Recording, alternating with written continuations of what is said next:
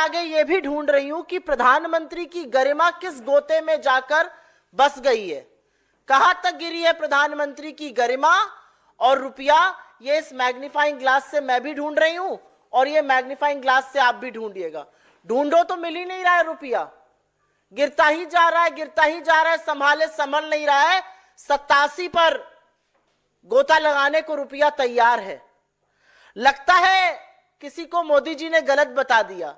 अरे सेंचुरी नहीं लगवानी है रुपये से, रुपये को संभालना है। लेकिन एक एक ये मैग्नीफाइंग ग्लास आप लोग भी खरीद लीजिए तो रुपये को ढूंढिएगा और प्रधानमंत्री की गरिमा को भी ढूंढिएगा। एक बड़े महान अर्थशास्त्री ने कहा था, जैसे जैसे रुपया गिरता है वैसे वैसे प्रधानमंत्री की प्रतिष्ठा भी गिरती है। मेरे सूत्र तो मुझे बता रहे हैं कि प्रधानमंत्री आवास और कार्यालय में बड़ी खुदाई चल रही है। ढूंढा जा रहा है खुदाई कर करके कि कौन से गड्ढे में प्रधानमंत्री की प्रतिष्ठा जाकर घुस गई है। पता नहीं आपके सूत्र आप लोगों को बता रहे हैं कि नहीं बता रहे हैं। रुपया अपने सबसे निचले स्तर पर $1 के मुकाबले, प्लीज चेंज द ग्राफिक, 87 के पार लगाने को बेआबरू है। 86-95 तक आ गया था, फिर थोड़ी विदेशी मुद्रा भंडार को कम किया गया, जैसे तैसे 86-30 पर संभाला गया। लेकिन कुछ ही दिनों और कुछ ही घंटों की बात है, 87 भी पार हो जाएगा।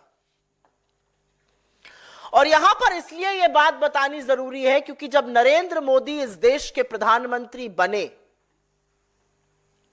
मई 2014 में, तब उनको हमने रुपया 58 पे दिया था। चौथा ग्राफिक लगाइए। $1 के मुकाबले मई 2014 में रुपया 58 था। जनवरी 2025 आते आते वो 87 पहुंच गया है। अकेले नरेंद्र मोदी ने रुपए को 50% डुबो दिया, रुपया पतला होता जा रहा है, यही कहते थे वो, और उसको पतला वो करते जा रहे हैं। और ये भी कहते थे मैं शासन में बैठा हूं, मैं समझ सकता हूं। अब तो आप प्रधानमंत्री बने बैठे हैं, क्यों नहीं समझ पा रहे हैं। 58 पे रुपया दिया गया, उसको 87 पे पहुंचाया, मतलब 29 रुपए के करीब करीब रुपया गिरा और 50% डाउन है रुपया नरेंद्र मोदी जी के शासनकाल में। और ऐसा नहीं है कि रुपए को बचाने के लिए कुछ किया नहीं गया, पूरी ताकत लगाई जा रही है आरबीआई की ओर से। विदेशी मुद्रा भंडार, अगला ग्राफिक दिखाया जाए, 5वां। सितंबर 2024 में पीक पर विदेशी मुद्रा भंडार था $704 बिलियन। उसमें से लगभग $80 बिलियन खर्च कर दिया गया कि किसी तरह से तो संभले रुपया, लेकिन वो रस्साकशी चल रही है और रुपया संभाले संभल नहीं रहा है। $80 बिलियन खर्च किए गए, मतलब करीब करीब 6,83,000 करोड़ रुपए खर्च किए गए हैं कि रुपया 87 ना पहुंच जाए। लेकिन रुपया तो गिरता ही जा रहा है, गिरता ही जा रहा है और गिरता ही जा रहा है।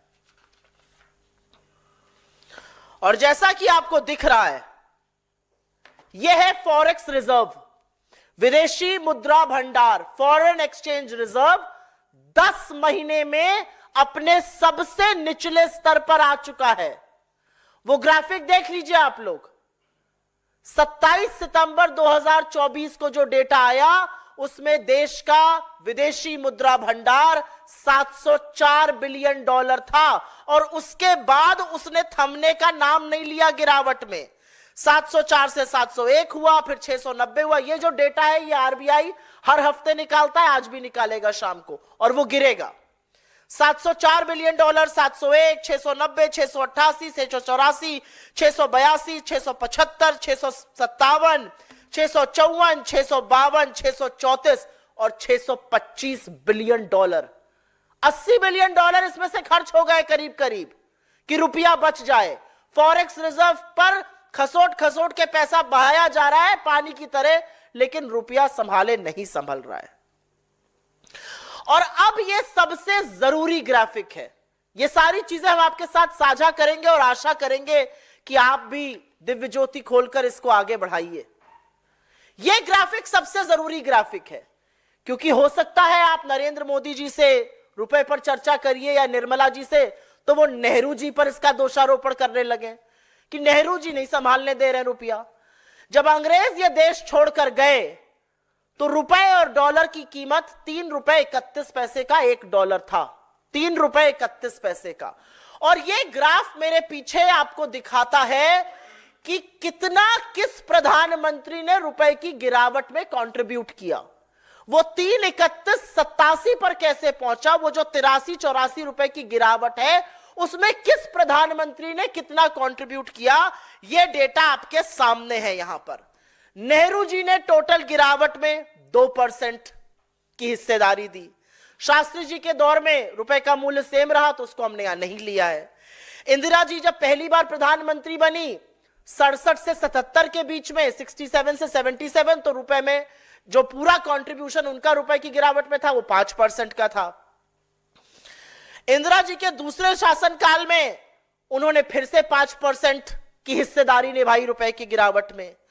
वीपी सिंह जी, विश्वनाथ प्रताप सिंह जी के इससे पहले राजीव जी के कार्यकाल में 6% की हिस्सेदारी निभाई उन्होंने गिरावट में। विश्वनाथ प्रताप सिंह जी ने भी 6% की हिस्सेदारी निभाई। जो रुपया गिरा 3.31 से 87, उसमें किसकी कितनी भागीदारी थी वो आपको बताने का प्रयास कर रहे हैं। इंदिरा जी ने पहले शासनकाल में 5%, दूसरे शासनकाल में 5%, नेहरू जी ने 2%, उसके बाद राजीव जी ने 6%, उसके बाद मोरारजी देसाई में रुपया 88 पैसे असल में बढ़ा। वीपी सिंह जी के शासनकाल में 6% की गिरावट हुई। नरसिंह राव जी को एक बड़े जर्जर हालत में इकोनॉमी मिली थी और इसीलिए 1991 के इकोनॉमिक रिफॉर्म्स भी करने पड़े थे, आईएमएफ के पास जाकर लोन भी लेना पड़ा था। और उनके शासनकाल में उन रुपए की जो हिस्सेदारी हुई गिरावट में वो 17% हुई। उन्होंने टोटल कंट्रीब्यूशन इस गिरावट में 17% का किया। उसके बाद अटल जी ने 6 साल में रुपए को 45 के पार पहुंचाया और उनको 11% का श्रेय जाता है। फिर डॉक्टर साहब आए और डॉक्टर साहब को 2004 में रुपया 45 पे मिला, 2007 में वो रुपए को 41 पर ले आए थे। 2008 की global financial crisis, economic depression के बावजूद हमारी करेंसी गिरकर सिर्फ 48 तक गई थी। लेकिन 2012 में जब टेपर टैंट्रम हुआ, जब फेडरल रिजर्व जो उनका आरबीआई समझ लीजिए सेंट्रल बैंक है अमेरिका का, और उसने बॉन्ड्स को टेपर करने की बात करी, वो बहुत बड़ी एक आर्थिक खबर थी और उससे इमर्जिंग मार्केट की करेंसी खूब गिरी। और यह सच है कि हमारा रुपया भी गिरकर 62 के आसपास, 62 नहीं 69 के आसपास पहुंच गया। लेकिन 4 महीने के अंदर 69 से खींचकर हम रुपए को वापस 58 पर लेकर आए। जीडीपी ग्रोथ 5.1% हो गई थी, उसको 6.9% पे लाए। 2% लगभग जीडीपी बढ़ाया कुछ ही महीनों में, जो नरेंद्र मोदी सपने में भी नहीं कर सकते हैं। $35 बिलियन का विदेशी निवेश भी लेकर आए और हमने नरेंद्र मोदी जी को रुपया 58 रुपए 46 पैसे पर सौंपा था 26 मई 2014 को। तो टोटल गिरावट में डॉक्टर साहब का कंट्रीब्यूशन 16% से थोड़ा ज्यादा, चलिए आप 17 कह लीजिए, उतना था। लेकिन यहां होती है असल कहानी शुरू, क्योंकि दुनिया के महान अर्थशास्त्री, हर चीज के विशेषज्ञ और तूफानी स्पेशलिस्ट नरेंद्र मोदी जी की एंट्री होती है। और उन्होंने टोटल गिरावट में अभी तक 34% का कंट्रीब्यूशन किया है। टोटल गिरावट में 34% का कंट्रीब्यूशन, और अपने कार्यकाल में रुपए को 50% से ज्यादा गिरा दिया नरेंद्र मोदी जी ने। यह ग्राफ आपको आंकड़े के साथ असलियत बता रहा है, क्योंकि 29 रुपए जो कम हुआ, रुपया टूटा उनके शासनकाल में, वो करीब करीब 50% की गिरावट है। और पूरी गिरावट में उनकी भागीदारी 34% की रही है। और अब रुपए, जैसा कि मैंने आपको बताया, 87 से आंख में चोली खेल रहा है। ऐसा लगा कि रुपया भागता जा रहा है और मोदी जी यहां से नारे लगा रहे, सब अब की बार 60 पार, अब की बार 65 पार, 70 पार, 75 पार, 80 पार, 85 पार, अब तो 87 भी पार ही करा देंगे। लगता है मन में बना लिया है सेंचुरी बनाकर ही रहेंगे। अब अंध भक्त, भोले भक्त जो नए नए विशेषज्ञ बने हैं अर्थशास्त्र के गूगल करके, वो आपसे कहेंगे ऐसी कौन सी बड़ी बात है, हम दुनिया की तीसरी अर्थव्यवस्था बन गए। उन भक्तों को समझाइए कि टूटते हुए रुपए का मतलब है कि आपका जो आयात है उसका दाम बढ़ रहा है। Your imports are becoming expensive. आप सबसे ज्यादा इंपोर्ट कच्चा तेल करते हैं, कच्चे तेल को इंपोर्ट करने का आपका दाम बढ़ता है। जितना दाम वहां बढ़ेगा उतनी आपकी घरेलू महंगाई बढ़ेगी। जैसे जैसे तेल का दाम, पेट्रोल डीजल का दाम बढ़ेगा, सब्जी, फल, अंडा, दूध, हर चीज का दाम बढ़ता है। डायरेक्ट लिंक रुपए का कमजोर होने का आयात से है। ज्यादा महंगा आयात मतलब ज्यादा महंगी चीजें, ज्यादा महंगी चीजें मतलब आरबीआई महंगाई को कंट्रोल करने के लिए ब्याज दर को बढ़ाएगा। ज्यादा बड़ी ब्याज दरों का मतलब है कि आपकी ईएमआई बढ़ेगी। अगर घर का लोन लिया है, ऑटो का लोन लिया है, एजुकेशन लोन लिया है, तमाम चीजों की किस्तें और ज्यादा हो जाएंगी। विदेश जाने का मन हुआ तो वो ज्यादा एक्सपेंसिव हो जाएगा, विदेश में पढ़ने का मन हुआ तो वो और भी एक्सपेंसिव हो जाएगा। जब हम रुपए की बात करते थे तो सामने से बीजेपी के जो एक से एक धुरंधर अर्थशास्त्री हैं, तूफानी स्पेशलिस्ट, अरे हमें डॉलर से मतलब ही नहीं है, हम बाकी करेंसी में ट्रेड कर रहे हैं। मान्यवर, हिंदुस्तान का टोटल विदेशी ट्रेड का 86%, 86% डॉलर में होता है। और मोदी मित्र ट्रंप प्रेसिडेंट बनते ही उन्होंने क्या कहा, चेतावनी दे डाली कि ब्रिक्स के Nations, Brazil, Russia, India, China, south Africa के नेशन अगर किसी और करेंसी में डॉलर के अलावा ट्रेड करेंगे तो उन पर मैं 100% टैरिफ लगाऊंगा। अब पता जी मोदी जी का मूड ठीक हुआ है कि नहीं, बुलाए नहीं गए थे, पता नहीं थोड़े उभरे हैं उस शौक से कि नहीं उभरे हैं। लेकिन अगर शौक से उभरेंगे, टूटा दिल जुड़ेगा तो देखेंगे कि मित्र ने तो चेतावनी दे डाली है, तो डॉलर में आपको ट्रेड करना पड़ेगा और डॉलर के मुकाबले रुपए को आप कंट्रोल नहीं कर पा रहे हैं। तो इस मंच से हमारे कुछ सवाल हैं। क्या मोदी सरकार को रत्ती भर फर्क भी पड़ता है कि रुपए के साथ क्या हो रहा है? क्या कोई रणनीति बनी है इस रुपए को मजबूत करने की? मुद्रा भंडार को झोंका जाएगा रुपए को बचाने के लिए? क्या मोदी सरकार को जरा सी भी यह परवाह है कि गिरते रुपए का सीधा संबंध महंगाई से है? मध्यम वर्ग, निम्न मध्यम वर्ग, गरीबों की कमर तोड़ रही है महंगाई। क्या उनको इसका जरा सा भी इल्म है और लोगों को महंगाई से राहत देने के लिए वो क्या कर रहे हैं? ये 4 सिंपल सवाल टूटते हुए रुपए पर हम पूछ रहे हैं। और इससे पहले कि मैं आपके सवालों का जवाब दूं, I will make a very brief statement in English. Right here before you is Narendra Modi trying to resurrect and control and rein in the fall of the Indian rupee. He is not being able to do that. This is a magnifying glass, and I have brought it because I have lost track of how deep and how steeply the rupee has fallen, and of course with that the Prime Minister's dignity. This is the magnifying glass which will help us discover the rupee. Because it was Mr. Modi who said that along with the falling rupee, the Prime Minister's dignity and his office's grace also falls. I wonder what does he have to say? Because rupee is today staring at 87 to a dollar. He was handed over the rupee at 58 to a dollar when he became Prime Minister. Please go to the third graph. When he became Prime Minister in 2014. This is where the rupee is today, and this is last checked about an hour and a half back. But rupee has been dangerously close to 87. It looks like Mr. Modi has made up its mind for the rupee to hit a century. This is where the rupee was. It was at 58 to a dollar in 2014 when he became the Prime Minister, and under his nose it has gone down to 87. Essentially, the rupee has fallen by 29 rupees to a dollar, which is a fall of 50% in the last 10 years. And it is not as if the government hasn't done much to rein in the rupee. The RBI has done a lot actually. The RBI has spent close to $80 billion since September 2024 to rein in the rupee. $80 billion converts to 6,83,000 crore rupees, and still the rupee's free fall continues unabated. I want to show you where our forex reserves are. Our forex reserves today are at a 10-month low. On the 27th of September, and this is a figure the RBI reports every week, on the 27th of September, it was at $704 billion. The last reported number for the 10th of January, which was reported on the 17th, is at $625 billion. This is how much from the steep highs of 704 it has fallen. And before Mr. Modi begins to blame Nehru, here is a pie chart that explains to you, that tells you the contribution of each of our prime ministers in the falling rupee. When the British left this country, the rupee was at 3 rupees 31 paisa to a dollar. The rupee has fallen by about 83, 84. If you take the contribution of each of these prime ministers to that 83, 84 rupee fall, this is how it stacks up.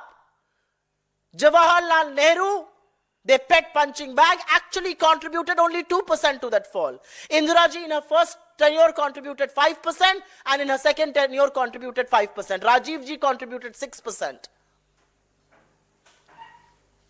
After him, VP Singh contributed 6%. Narasimha Rao got an extremely fragile, broken economy, and he was pushed to the walls to bring in the reforms of 1991. We had to go to the IMF. He contributed 17% to this fall. Atal Ji became the prime minister. Rupee hit the 45 rupee to a dollar mark. He contributed 11% to this fall. When Dr. Manmohan Singh became prime minister, he inherited the rupee at 45. He actually strengthened the rupee to 41 till the global financial economic crisis happened in 2008. And even then, our currency fell to only 48 to a dollar. It was during the taper tantrums of 2012-2014, emerging market currencies were falling, and so did our currency. We fell to 69 to a dollar, but we resurrected the rupee and brought it to 58, and that is how much we handed it over to Mr. Modi. Not just that, we pulled back growth from 5.1 to 6.9%, almost a 2% rise. We brought back foreign investments to the tune of $35 billion in a matter of few months. That's how you resurrect. But yes, Dr. Singh contributed a little over 16%. For the benefit of all of you, let's say 17% to the fall in this rupee. And then the world's biggest economist, a specialist in every matter, Mr. Modi comes to the fore. He has contributed 34% to the total fall of the Indian currency since independence, and he has ensured that the rupee has fallen by 50% from where he inherited in 2014. 34% is the highest fall any prime minister has contributed to the depreciating rupee.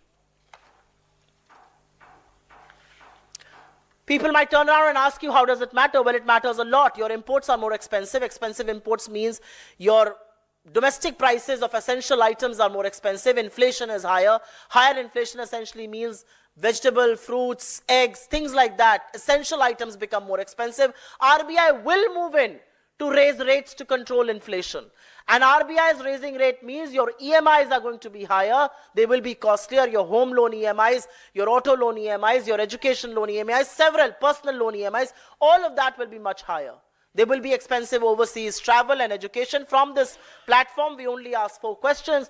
Does the Modi government realize what a depreciating rupee is doing? Do they have the plan to resurrect and strengthen the rupee? For how long will we continue to spend our precious forex reserves to control and strengthen the rupee, something that the Modi government is not being able to do? And do they realize, for once and for all, that a falling rupee contributes to high inflation? And do they have any plan whatsoever to bring in respite to the common people of this country and give them some respite from back-breaking high prices? आपके सवालों का स्वागत है. अगर आप रुपए पर पहले सवाल पूछेंगे तो बहुत अनुग्रहित रहूंगी.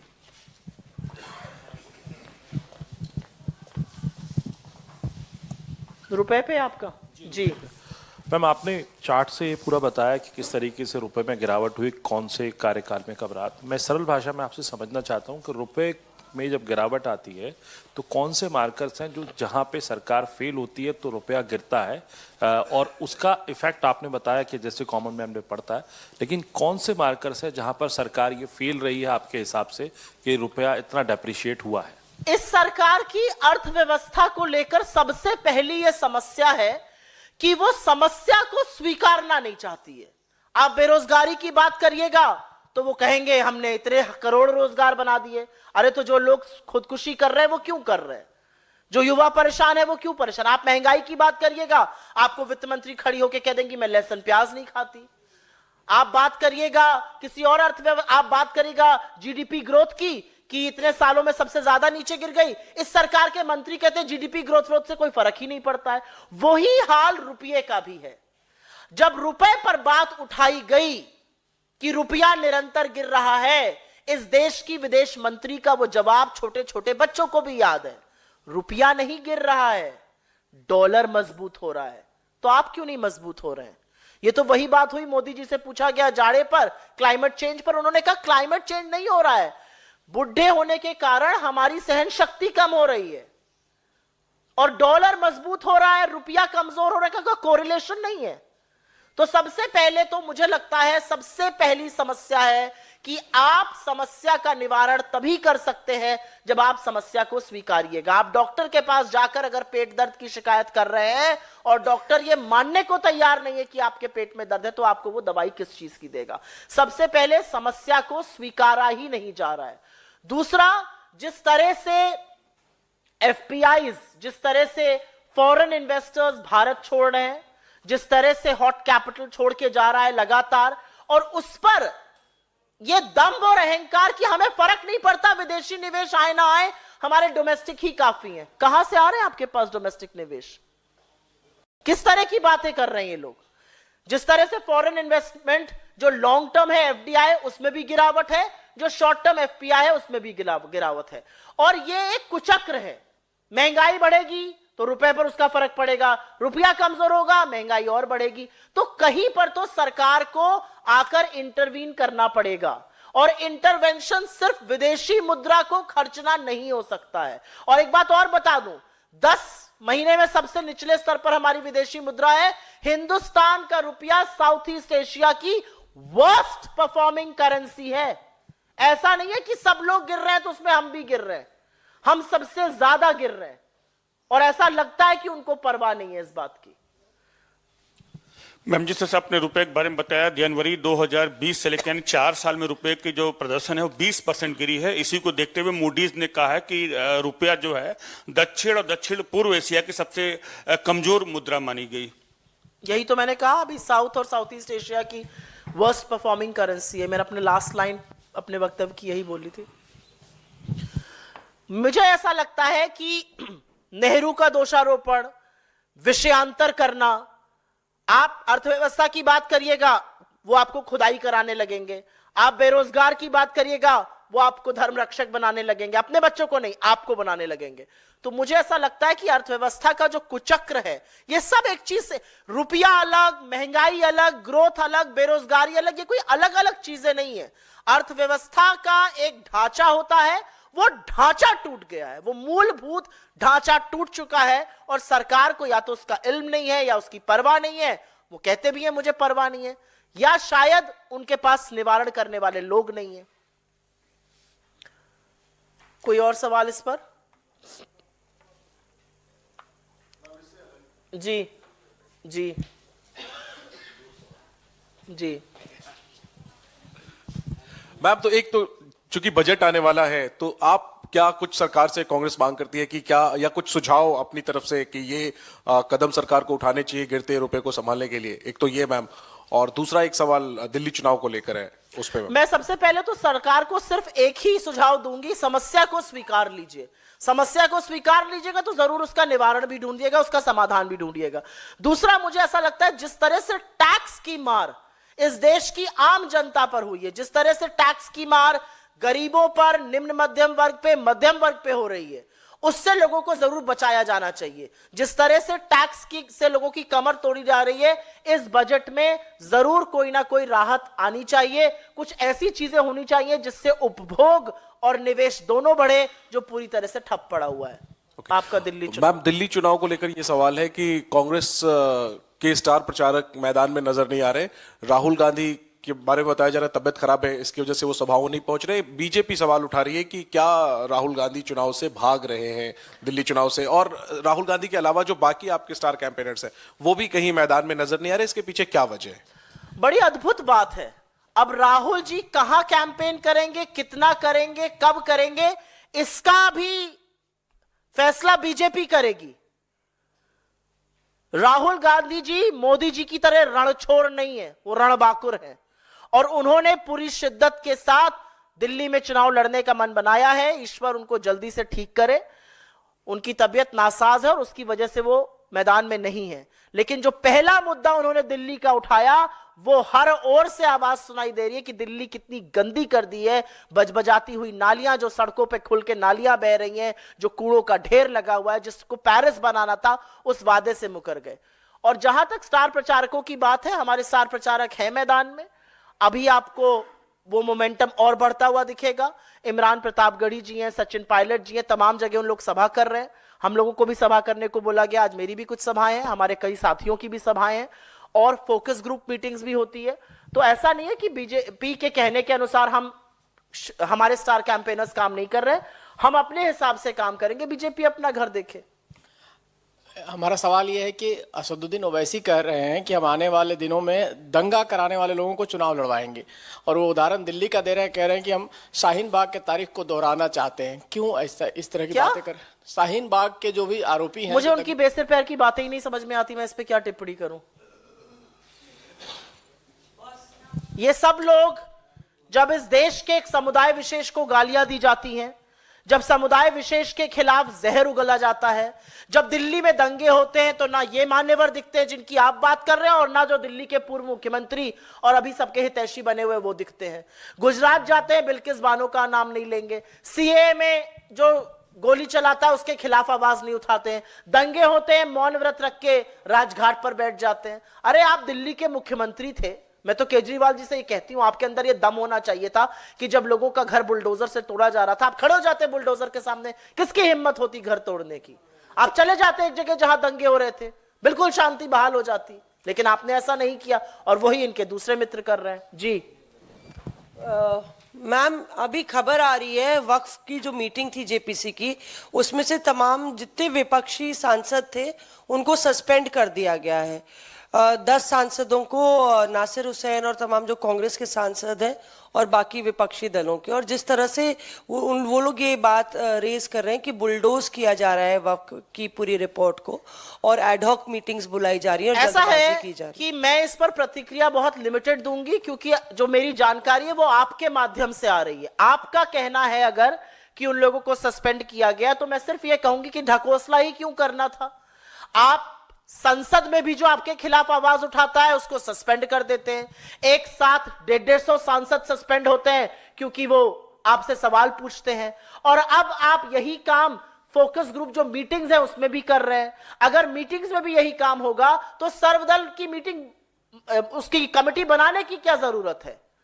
फिर आप बुलडोज कर दीजिए, लेकिन आप वो कर नहीं पाएंगे क्योंकि आपके पास नंबर्स नहीं है। असलियत यह है, मेरा अपना मानना है कि सेंसिटिव मुद्दों पर, जरूरी मुद्दों पर एक आम सहमति इस देश में बननी चाहिए, और नरेंद्र मोदी आम सहमति बनाने के बड़े खिलाफ हैं। लेकिन जो लोग इन कमिटीज के, जो लोग इन ग्रुप्स के इंचार्ज हैं, उनको भी जानना पड़ेगा कि आपको भी इतिहास माफ नहीं करेगा। सर्वसम्मति से कोई फैसला लीजिए, आप दूसरों की सुनिए, अपनी राय रखिए, और उसके बाद एक कंसेंसस पर आइए। ऐसा कुछ क्यों नहीं हो सकता है?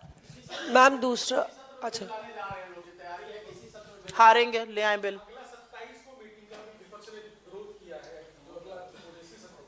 मुझे ऐसा लगता है कि विपक्ष को सस्पेंड करके किसी कमेटी का कोई काम नहीं हो सकता है। फिर उस कमेटी के माने क्या है? मैम एक और सवाल था। अमानुतुल्लाह खान के बेटे जो है ट्रैफिक रूल्स को वायलेट करते हुए नजर आते हैं और इस तरह से बोलते हैं कि मैं विधायक का बेटा हूं, चालान कैसे कर सकते हो? पुलिस ने 20,000 का चालान किया, उसको लेके प्रतिक्रिया। ये खबरें सिर्फ दिल्ली से नहीं आ रही हैं, ये खबरें इस देश के कोने कोने से आती हैं। कोई अपने आप को मंत्री का बेटा बताता है, कोई उप मुख्यमंत्री का बेटा कहता है, कोई मुख्यमंत्री की औलाद है। तो ये कोई तरीका नहीं है ना। आप आम नागरिक की तरह, जैसे आम नागरिक ट्रैफिक रूल्स को फॉलो करते हैं, आप भी फॉलो करिए। अभी मध्य प्रदेश में नहीं आया था, वहां के मंत्री के बेटे कैसे खुली जीप में सरसराते हुए हर ट्रैफिक नियम को ताक पर रखते हुए घूम रहे थे और उनका अपना वीडियो और रील बना रहे थे। तो मेरा अपना मानना है कि चाहे वो दिल्ली के मंत्री के या विधायक के बेटे हों, चाहे वो मध्य प्रदेश, उत्तर प्रदेश, कहीं के भी हों, आप इस देश के नागरिक हैं और आपको हर नियम कानून का पालन करना है। कि कैसे कांग्रेस पार्टी कैंपेन कर रही है और तमाम स्टार प्रचारक हैं, लेकिन जो स्पेसिफिक सवाल है कि कांग्रेस का जो आला कमान कहा जाता है, राहुल गांधी, प्रियंका गांधी, मल्लिकार्जुन खड़गे, राहुल गांधी की तबीयत खराब है, इसमें कोई दो राय नहीं, लेकिन प्रियंका गांधी और मल्लिकार्जुन खड़गे का भी मैदान में नहीं उतरना ये सवाल खड़े करता है कहीं कांग्रेस आला कमान बैकफुट पे तो नहीं है। किस बारे में बैकफुट में रहेंगे हम? खुलकर प्रचार करने में अब तक स्टार्ट भी नहीं किया। प्रियंका जी ने और खड़गे जी मैदान में आए ही नहीं। प्रियंका जी कोई छोटी सी नेता नहीं है। प्रियंका जी कांग्रेस के शीर्ष नेतृत्व का हिस्सा हैं, जैसे कि हमारे अध्यक्ष हैं। और जब चुनाव अभी तूल पकड़ेगा, जब चुनाव मोमेंटम पकड़ेगा, जरूर उनकी सभाएं की रैली लगाई जाएगी। मुझे ऐसा लगता है कि आप गन पाउडर देखकर खर्चा करते हैं। आप छोटी सभाओं में अपने दूसरे स्टार प्रचारकों को बेचते हैं, आप दूसरे फोकस ग्रुप्स में किसी और को भेजते हैं, आप प्रियंका जी, अध्यक्ष जी या राहुल जी का इस्तेमाल बड़ी रैलीज में करते हैं। मुझे लगता है कि इतना फ्रीडम तो कांग्रेस को आपको देना पड़ेगा कि हम अपने हिसाब से अपने नेताओं से प्रचार करा सकें। Ma'am, one question.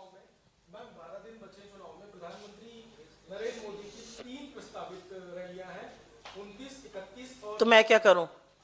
यही सवाल मैं आपसे जानना चाहता हूं कि जो राहुल गांधी और जो शीर्ष नेतृत्व की बात थी, तो इस तरह के भी आरोप है कि वो फील्ड में किसके आरोप है? ये किसका आरोप है? तो मैं बीजेपी के हर मूर्ख आरोप का जवाब देने के लिए यहाँ तो नहीं बैठी हूँ। चुनाव में मुद्दे नहीं है, इस वजह से चुनाव प्रचार से बच रहे हैं, इस तरह का आरोप किसके पास मुद्दे नहीं है? आप लोगों के पास। 26 साल से बीजेपी बाहर है। बीजेपी पहले अपना घर देखे ना, हमारी इतनी चिंता ना करे। Thank you but no thank you. Ma'am, an incident has been reported from London where there was a screening of emergency movie was taking place, and some of the masked pro-Khalistanis had come there and stopped the screening. And British MP has also raised this concern, and now Kangana Ranaut is saying that a British MP is raising the voice of the freedom of speech, but the Indian politicians are completely silent upon this issue. What's your take on it, ma'am? You know, before I comment on that, I would like to make another comment. Forget about Kangana Ranaut and her movie. The reality is that Donald Trump refused to invite Narendra Modi to his swearing-in ceremony. But the inaugural Liberty Ball, we saw Gurpatwant Singh Pannu there, and he was raising slogans on Khalistan, and the reality is that nobody from the Trump administration chucked him out of that room, and not one whimper of objection has been raised by the Indian government. इसके बारे में बात क्यों नहीं कर रहे? और मैं इसको हिंदी में भी बोलना चाहती हूं। आप कंगना जी की पिक्चर की बात कर रही हैं और जहां पर भी खालिस्तानी नारे लगेंगे हम उसका पुरजोर विरोध करते हैं, लेकिन असलियत एक यह भी है कि डोनाल्ड ट्रंप ने अमेरिकी राष्ट्रपति की जब शपथ ली तो नरेंद्र मोदी को नहीं बुलाया, लेकिन उनके पहले इनॉग्रल लिबर्टी बॉल में खालिस्तानी आतंकी गुरुपतवंत सिंह पन्नू नजर आया और उसने वहां पर खालिस्तान जिंदाबाद के नारे भी लगाए।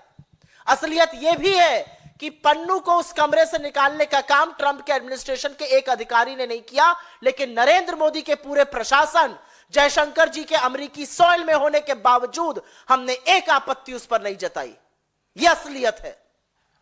मैं मध्य प्रदेश में आंगनबाड़ी विभाग कुछ खरीदारी हुई है जिसमें चम्मच 810 रुपए में, करछी 1348 में, एक जग 1247 रुपए में खरीदा गया है।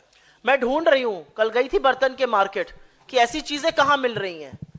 800-900 रुपए के चम्मच कहां मिल रहे हैं? ऐसी एक अभिलाषा है 1 करोड़ का पर्दा देखने की, जब भी खुलेगा वो म्यूजियम जो घर बना था शीश महल।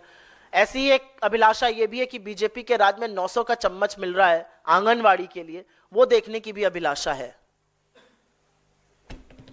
बहुत धन्यवाद आप लोगों का।